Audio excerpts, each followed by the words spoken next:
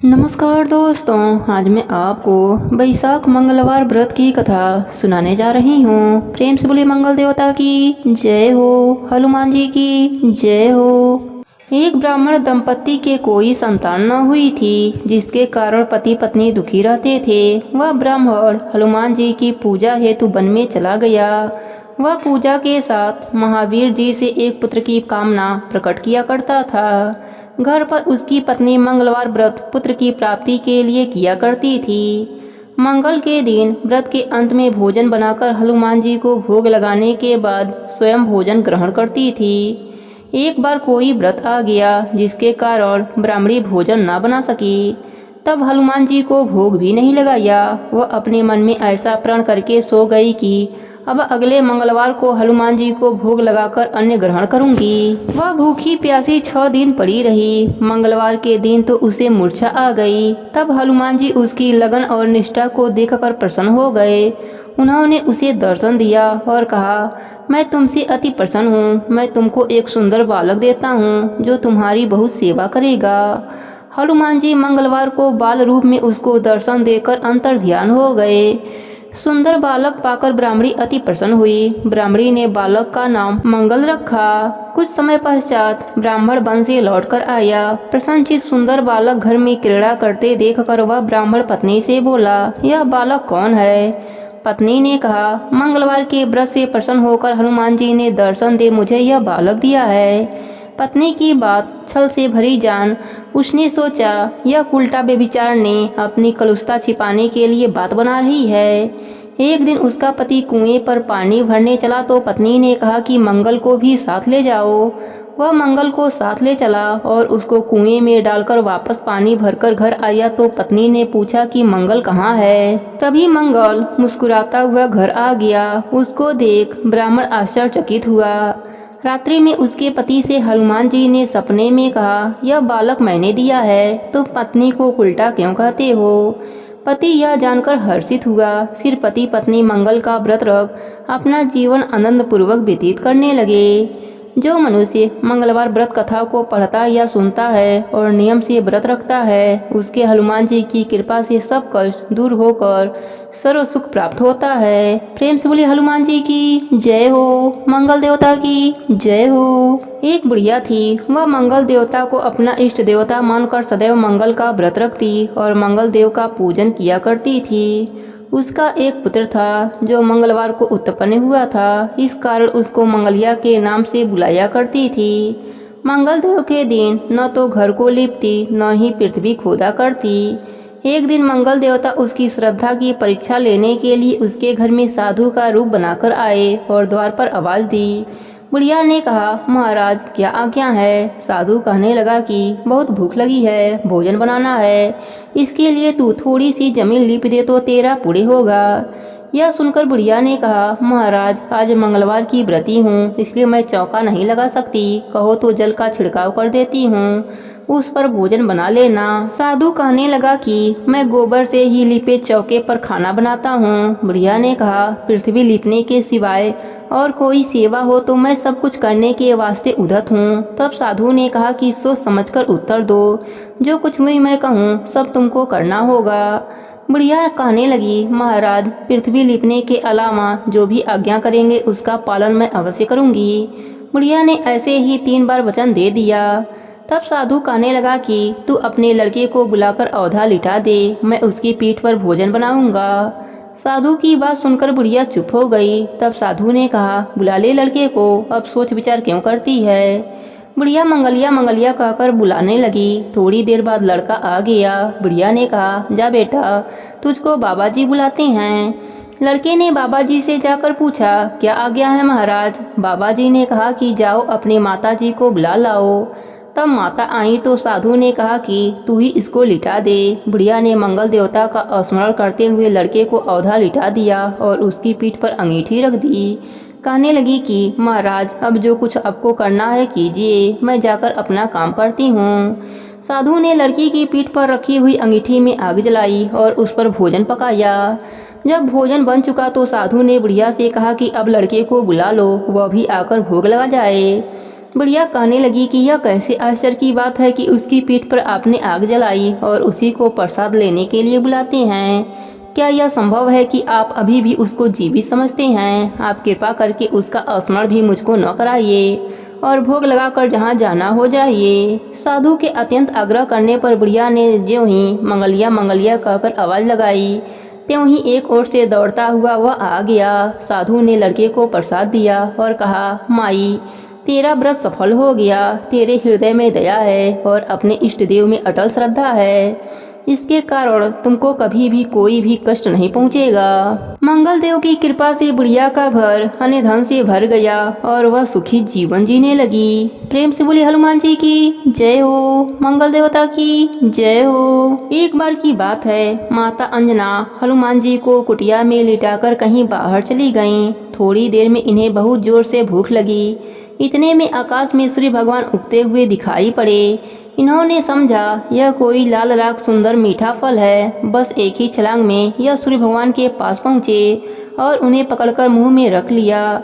सूर्य ग्रहण का दिन था। राहु सूर्य को ग्रसने के लिए उनके पास आ रहा था। उसे देखकर हनुमान जी ने सोचा यह कोई काला फल है, इसलिए उसकी ओर भी झपटे। राहु किसी तरह भागकर देवराज इंद्र के पास पहुंचा। उसने कांपते हुए स्वर में इंद्रदेव से कहा, हे प्रभु, आज आपने यह कौन सा दूसरा राव सूर्य को ग्रसने के लिए भेज दिया है? यदि मैं भागा नहीं होता तो वह मुझे भी खा गया होता। राहु की बातें सुनकर भगवान इंद्र को बड़ा अचंभा हुआ। वह अपने सफेद ऐरावत हाथी पर सवार होकर हाथ में ब्रज ले बाहर निकले। उन्होंने देखा कि एक बानर बालक सूर्य को मुंह में दबाए आकाश में खेल रहा है। हनुमान ने भी सफेद ऐरावत हाथी पर सवार इंद्र को देखा। उन्होंने समझा कि यह भी कोई खेलने लायक सफेद फल है। वह उधर भी झपटे। यह देखकर देवराज इंद्र बहुत ही क्रोधित हो उठे। अपनी ओर झपटते हुए हनुमान से अपने को बचाया तथा सूर्य को छुड़ाने के लिए हनुमान की हनु पर ब्रज का तेज प्रहार किया। ब्रज के प्रहार से हनुमान का मुंह खुल गया और वह बेहोश होकर पृथ्वी पर गिर पड़े। हनुमान के गिरते ही उनके पिता वायु देवता वहां पहुंचे। अपने बेहोश बालक को उठाकर अपने छाती से लगा लिया। माता अंजना भी वहां दौड़ी हुई आईं। हनुमान को बेहोश देखकर वह रोने लगी। वायु देवता ने क्रोध में आकर बहना ही बंद कर दिया।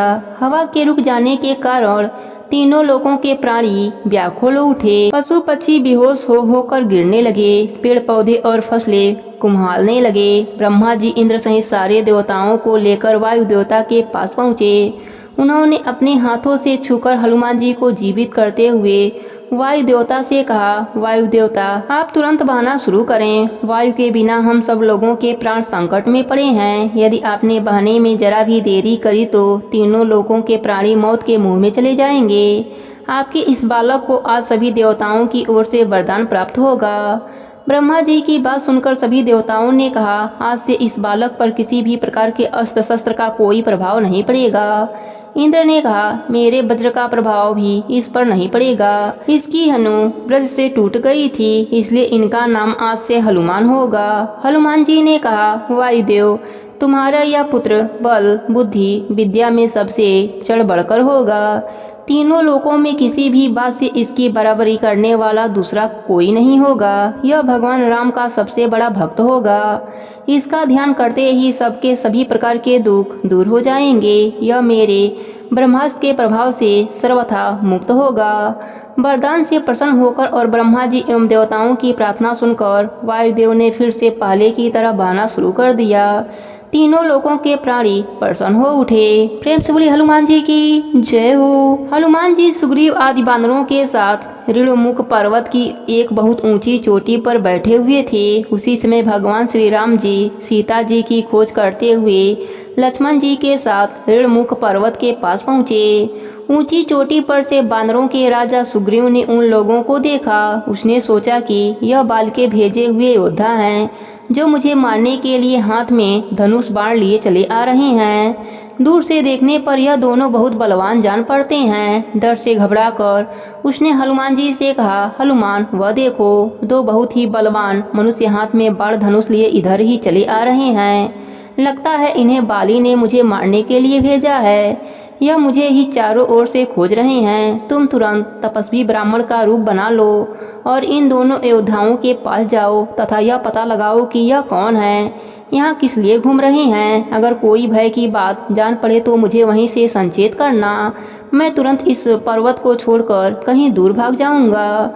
सुग्रीव को अत्यंत डरा हुआ और घबराया देखकर हनुमान जी तुरंत तपस्वी ब्राह्मण का रूप बनाकर भगवान रामचंद्र और लक्ष्मण जी के पास पहुँचे। उन्होंने दोनों भाइयों को माथा झुकाकर प्रणाम करते हुए कहा, प्रभु आप लोग कौन हैं, कहाँ से आए हैं? यहाँ की धरती बड़ी ही कठोर है, आप लोगों के पैर बहुत ही कोमल हैं। किस कारण से आप यहाँ घूम रहे हैं? आप लोगों की सुंदरता देखकर तो ऐसा लगता है जैसे आप ब्रह्मा विष्णु महेश में से कोई हो या नर और नारायण नाम से प्रसिद्ध ऋषि हों।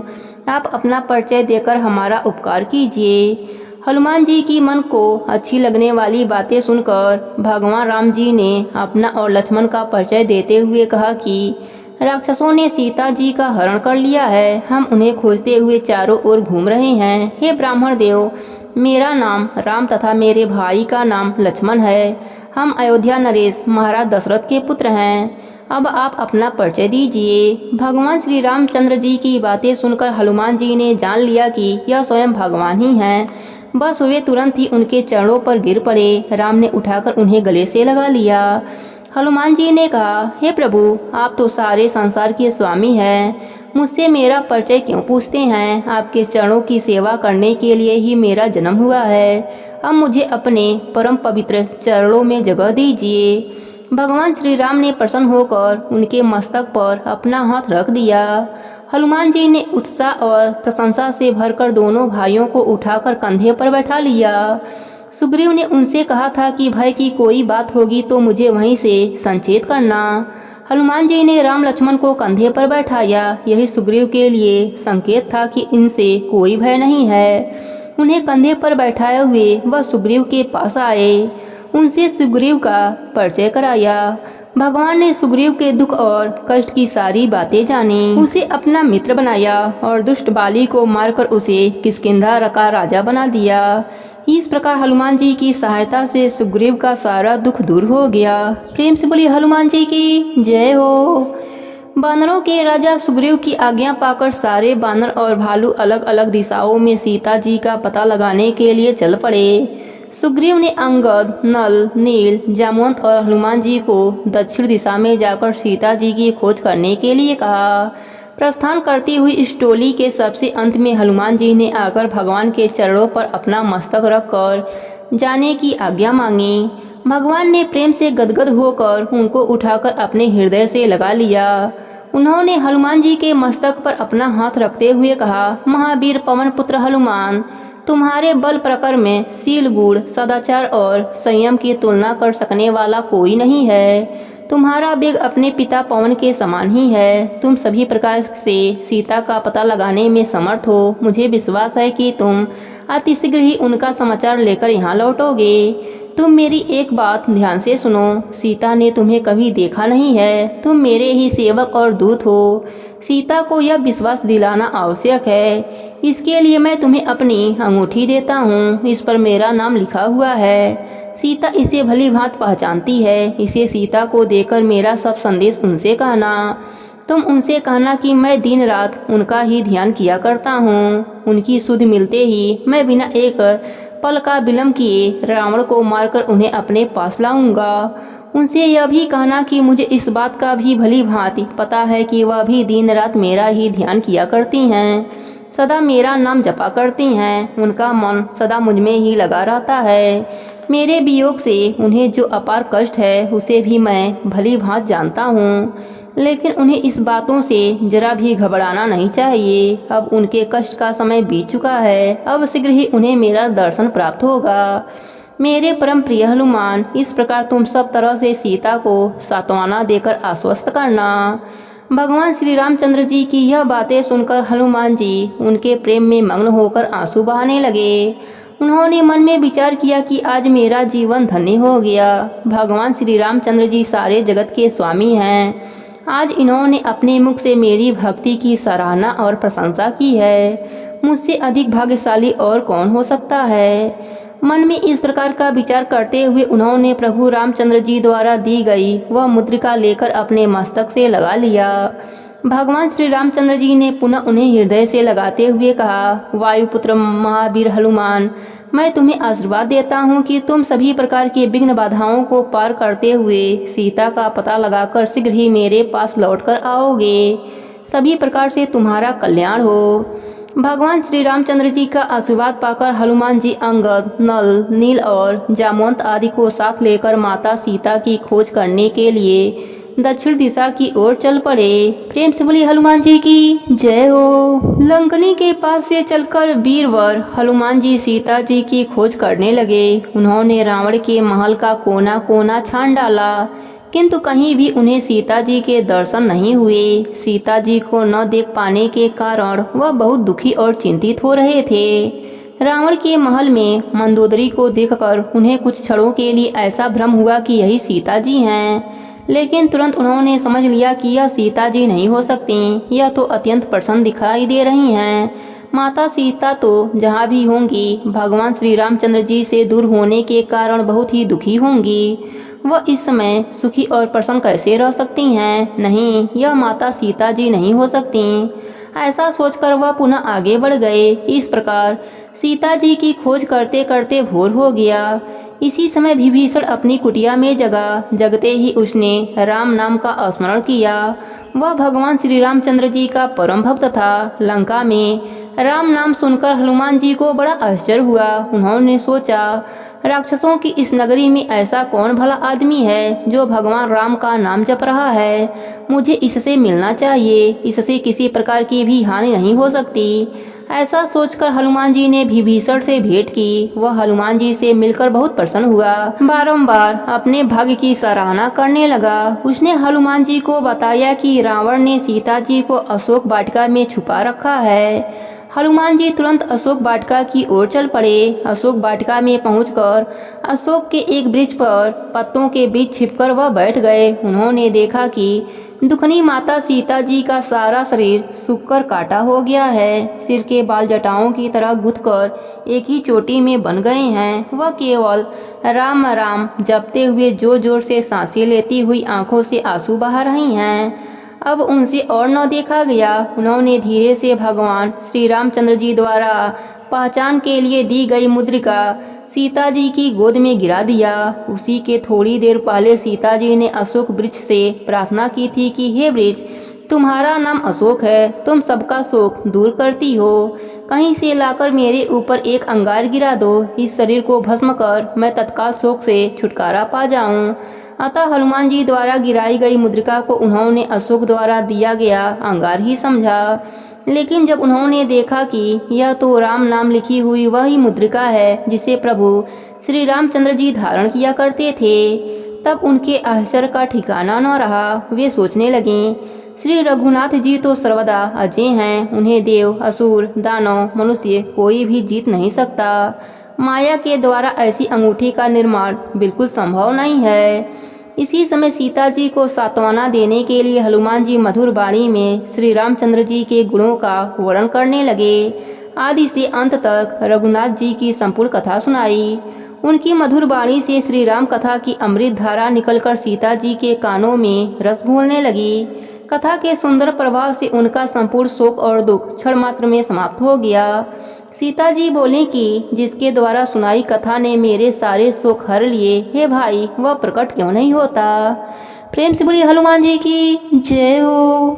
जानकी जी के वचन सुनकर हनुमान जी धीरे धीरे उस अशोक वृक्ष से उतरकर उनके सामने खड़े हो गए। उस समय सूक्ष्म रूपधारी बानर को अपने सामने खड़ा देखकर सीता जी को यह भय हुआ कि मुझे फंसाने के लिए माया से बानर रूप बनाकर कहीं रावण ही तो नहीं आया है। यह सोचकर मुख फेर कर बैठ गईं। तब हनुमान जी ने सीता जी के चरणों में प्रणाम करते हुए कहा कि माँ, मैं श्री राम जी का दूत हूँ। मैं करुणा निधान श्री राम जी का शपथ खाकर सत्य कहता हूँ कि यह मुद्रिका मैं ही लाया हूँ। श्री राम ने इसे पहचान के लिए दिया है।